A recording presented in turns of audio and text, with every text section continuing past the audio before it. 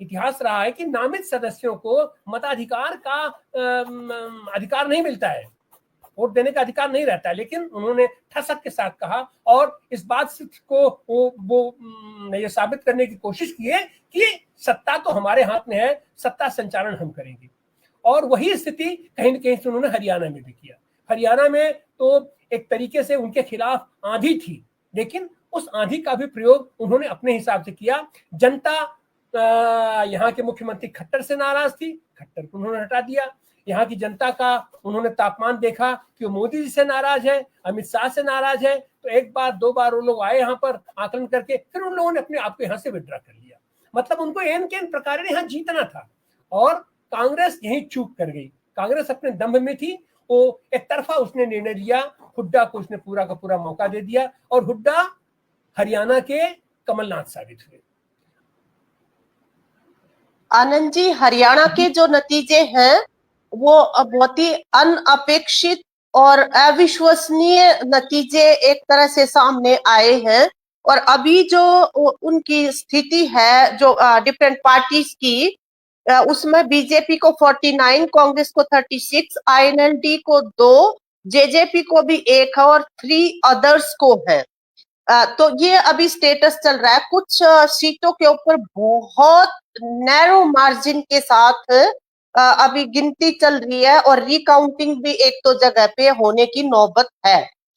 तो ये जो अनअपेक्षित और अविश्वसनीय जो नतीजे आए हैं, निश्चित रूप से इसके अंदर जो आपने भी इंगित किया कि सबसे बड़ा जो सवाल है वो तो ये था कि लोकसभा के अंदर जो इंडिया गठबंधन जो बना था और उसमें जो एक भावना उभर कर आई थी बीजेपी को बरतरफ करने की सत्ता से, उस भावना को राज्यों के स्तर पे जिस संगति से और जिस गंभीरता के साथ लागू करना चाहिए था और आपस में तमाम चुनौतियों को भी बांटना चाहिए था, अवसरों को भी बांटना चाहिए था, तो पहले ही वहां पे थोड़ा हमारा चूक रही है, ये नजर आता है। और लेकिन उसके बावजूद जो इलेक्शन कैंपेन था, इलेक्शन कैंपेन के अंदर जो जनता की अपनी जरूरतें हैं, विकास की जरूरतें, चाहे उसमें बेरोजगारी का सवाल है,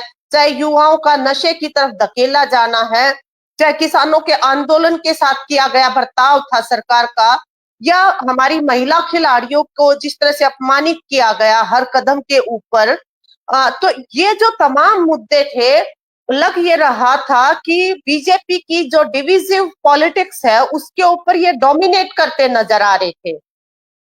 और कांग्रेस की तरफ से भी जो घोषणा पत्र जारी किया गया था उसमें काफी अश्योरिंग वॉइस के साथ इन समस्याओं को लेकर उन्होंने अपना घोषणा पत्र जारी किया था और हर जगह उस घोषणा पत्र को खूब पसंद भी किया जा रहा था।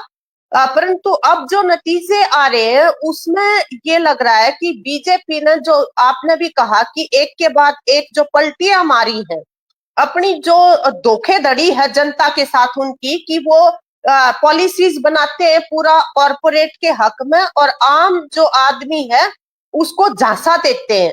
तो उन्होंने फिर से एक झांसा दिया है यहाँ पे, खास तौर पे जो बीसी बैकवर्ड कम्युनिटीज हमारे यहाँ की हैं, उसकी कंसोलिडेशन के लिए उन्होंने, चाहे वो चीफ मिनिस्टर का चेहरा बदलना जरूरी समझा वो भी किया, सुप्रीम कोर्ट की गाइडलाइंस जो आई हैं वो एससी के बीच में भी डिवीजन किया, और 35 वर्सेस 1 का जो यहाँ पे वो जातिवादी ध्रुवीकरण का जो उनकी राजनीति है, ऐसा लग रहा है कि वो उस आधार पे कंसोलिडेट करने में मतलब सफल हुए हैं। परंतु साथ में ये भी है कि जैसे हम यहाँ भिवानी में, मैं अभी बैठी हूँ, भिवानी में हमारा सीपीएम का उम्मीदवार था जो सीट एडजस्टमेंट में भिवानी की सीट सीपीएम को मिली थी। यहाँ का जो उम्मीदवार है उसके खिलाफ जो एंटी इनकम्बेंसी थी जी, वो इतनी हद तक थी कि पीने के साफ पानी के लिए लोग जो है इतनी शिकायतें करते थे, जहां पे भी हम जाते थे सब ये कहते थे कि भिवानी को कूड़े के ढेर के अंदर तब्दील कर दिया इस आदमी ने। 3 टर्म से जो बैठा हुआ था बीजेपी का, परंतु बहुत ज्यादा दौलतमंद आदमी है वो। यहाँ पे घनश्याम कन्नी जो इनका बीजेपी का उम्मीदवार था। देखिए, शुरू से कहा जा रहा था कि हरियाणा में हो या कश्मीर हो, चुनाव तो जनता लड़ रही है, लेकिन जनता लड़ती है, भीड़ केवल लड़ती है। उसको डायरेक्शन देने का काम तो राजनीतिक दल करते हैं, उनका नेता करता है। बिना नेतृत्व के भीड़ तो ये भगदड़ बन जाता है। तो वह काम जो राजनीतिक दलों को करना चाहिए था, राजनीतिक नेताओं को करना चाहिए था, वो उन्होंने कहीं न कहीं से वो उसमें चूक गए, या ओवर कॉन्फिडेंस कहिए, या उनकी अपनी महत्वाकांक्षा की, जैसे भी हो। लेकिन जनता ने तो संदेश दिया है कि हम अपने अधिकारों के प्रति, हम अपनी बातों के प्रति, हम जनतंत्र के प्रति सचेष्ट हैं। और शायद यही कारण था कि लोकसभा के चुनाव में जो ये संविधान बचाओ का नारा दिया गया था, उसके तहत, लेकिन इसमें कहीं न कहीं से व्यक्तिवादी सोच आ गई और अहंग टकरा गया हमारे नेताओं का, जिसके चलते जनता जो संदेश देना चाह रही थी, वो संदेश सत्ता के गलियारे तक नहीं पहुंच पाया। अब हम चलते हैं ये मजाहिर राणा साहब के पास। ये राणा जी, आप भी तो इंडिया गठबंधन के महत्वपूर्ण हिस्सा हैं और संसद में तीसरी ताकत है, लेकिन आपकी भी बात सुनी नहीं गई कायदे से। ठीक है, अपना ये कहना कि अपना अखिलेश जी ने कह दिया भाई कि अपना ठीक है, हमारा मकसद है कि इनको हराना, लेकिन खाली कह देने से बात नहीं बनती है। सवाल ये है कि अगर एक साथ अगर जुटे होते तो शायद समीकरण कुछ और रहता।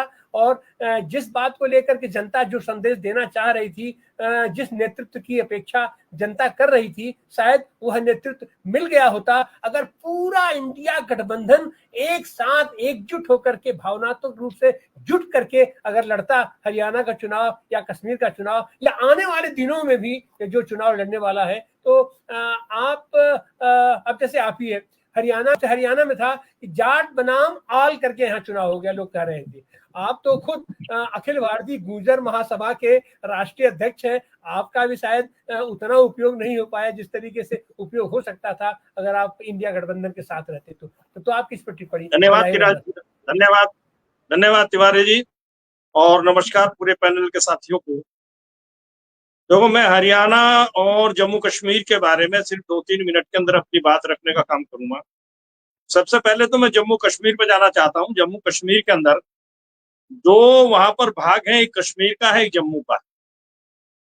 कश्मीर में भारतीय जनता पार्टी का जादू नहीं चल सका, लेकिन जम्मू के अंदर भारतीय जनता पार्टी ने जिस तरीके से अपने गवर्नर के द्वारा वोट बढ़वाने का काम किया और वहां की सीटें बंटवारा करने का काम किया, उन्होंने अपनी मेजोरिटी वहां पहले से ही तय की हुई थी। और हम ये मान करके चल रहे थे कि 20, 25 और 30 के बीच में भारतीय जनता पार्टी जम्मू से सीटें निकाल सकती है, क्योंकि जिस तरीके से उन्होंने चुनावी मैनेजमेंट करके वो चल रहे थे जम्मू के अंदर, वहां पर कश्मीर के नेता या इंडिया गठबंधन के नेता उसको उस तरीके से मैनेज नहीं कर पाए जम्मू के अंदर। मैं जम्मू में भी रहा हूँ और कश्मीर में भी मैंने देखने का काम किया कि जम्मू के अंदर एक एक घर के अंदर 35-35, 40-40, 50-50 वोट एक एक घर के अंदर बने हुए थे, क्योंकि घर कहाँ से लेकर के आते इतने। लेकिन बाहर से ले जा करके जिस तरीके को, जम्मू के अंदर कश्मीरी नहीं बोली जाती, जम्मू के अंदर ज्यादातर भाग के अंदर पंजाबी बोली जाती है, और उसी हिसाब से वहां पर वोट का प्रबंधन करने के बाद भारतीय जनता पार्टी बहुत मैनेजमेंट के साथ चुनाव लड़ी है। इसलिए जम्मू के अंदर उन्होंने अच्छी लीड लेने का काम किया। कश्मीर में वो जादू अपना नहीं चला पाए, इसलिए जम्मू कश्मीर का जो चुनाव है, ये तो बात सही है कि सरकार वहां, उसका नाम एनसी या इंडिया गठबंधन मेजोरिटी में आ गया है, लेकिन जो उन्होंने वादे किए थे वहां उस वादे से वो मुकर गए हैं और मुकर जाएंगे, क्योंकि उनकी फितरत है भारतीय जनता पार्टी की कि जो वो वादे करते हैं वो उन्हें चुनाव स्लोगन मान करके कर लेते हैं, फिर बाद में कि उससे मुकरने का काम करते हैं। उन्होंने कहा था कि हम पूरा राज्य का दर्जा जम्मू कश्मीर को देने का काम करेंगे, लेकिन मैं नहीं चाहता हूं, मैं जानता हूं इस बात को कि भारतीय जनता पार्टी इस काम को नहीं कर पाएगी, और वो वहां पर अपने बैक डोर से सरकार चलाने का काम करेगी। जिस तरीके से दिल्ली के अंदर उन्होंने बैकडोर से मुद्दत तक सरकार चलाई, केजरीवाल में एलजी के अंदर जिस तरीके से टकराव रहा है, जम्मू कश्मीर के अंदर भी एलजी और सरकार के अंदर टकराव होने की एक चांसेस बने हुए हैं, और मैं समझता हूं कि वो जो है टेंशन बनी रहेगी। जहां तक हरियाणा का सवाल है, हरियाणा का चुनावी जो रणनीति थी उसका मिसमैनेजमेंट हुआ है। इंडिया गठबंधन के लोग उस चुनावी रणनीति को सही तरीके से धरती पर नहीं उतार पाए। मैंने पिछले एक हफ्ता पहले भी ये बात कही थी कि अगर उस तरफ गौर नहीं किया जिस तरीके से, क्योंकि अभी हमारे यहाँ भारत के अंदर अंधविश्वास बहुत चरम सीमा पर है। हम साधु संतों को भगवान का दर्जा दे करके चलते हैं और राम रहीम का छोड़ना, लाखों लोग उससे जुड़े हुए हैं। चुनाव से पहले एक दिन पहले राम रहीम ने अपने लोगों के पास ये संदेश भेज दिया। वो संदेश ये था कि जिस तरीके से देश के गृह मंत्री ने जाकर के वहां पर कहने का काम किया कि अगर कांग्रेस को वोट दोगे तो सर झुका करके चलोगे और अगर एनडीए को, भारतीय जनता पार्टी को वोट दोगे तो सर उठा करके चलोगे। ये संदेश उन्होंने वैसे ही नहीं दिया। ये संदेश उन्होंने जितने साधु संत थे, जितने डेरे के लोग थे, उन डेरे के लोगों पर उनके संतों से ये संदेश भिजवाने का काम किया और लोगों ने उसे भगवान की वाणी समझ करके अपने अंदर लेने का काम कर दिया। यहाँ चुनाव हो गया जाट प्लस अल्पसंख्यक वर्सेस अदर्स। बैकवर्ड की समझ में ये नहीं आ पाया। जो मोस्ट बैकवर्ड लोग हैं, वो मोस्ट बैकवर्ड लोग आज भी डेरों से ही चलते हैं और हमारे एनडीए का गठबंधन के लोग जो है बड़ी उसके अंदर थे, उत्साहपन के अंदर थे। उन्होंने सही तरीके से अपने लोगों का इस्तेमाल नहीं किया। जैसा कि आपने कहा है, ये सही बात है कि इंडिया गठबंधन ने हमारा भी कोई इस्तेमाल नहीं किया, हमारे लोगों का भी कोई इस्तेमाल नहीं किया। हम लोगों ने जो कुछ कर सकते थे वो अपने आप जा करके करने का काम किया। हम